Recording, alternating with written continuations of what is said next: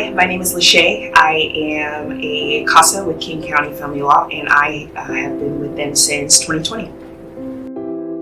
I grew up in the 80s and 90s, and I guess just like on the tail end of being like a latchkey kid, I think that's what they call it. And so, your parents would just send you outside, and you'd have to fend for yourself, and you'd be home when the street lights came on, and so there was a lot of like having to figure things out on my own and having to take care of myself. And I'm also one of those kids who grew up in a home that was not particularly healthy. There was, some neglect and some abuse, and I feel really grateful that I've had the opportunity to work through a lot of that stuff and work through some of that stuff on my own, and as well as with both of my parents. And we have really wonderful relationships now, and I definitely recognize that I'm a lucky one in that regard. However, growing up, I didn't have a voice. I was not allowed to be sad.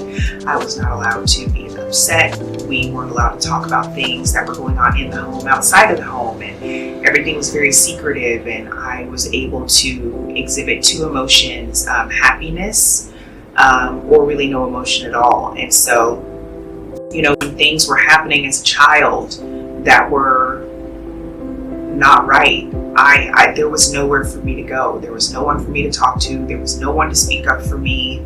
And so coming across this opportunity and being given an opportunity to speak up for kids who can't necessarily speak up for themselves, like that is really meaningful work for me. I want to show up for these kids in a way that I would have wanted someone to show up for me when I was growing up. And so, that's what really draws me to it. That's why it's important to me.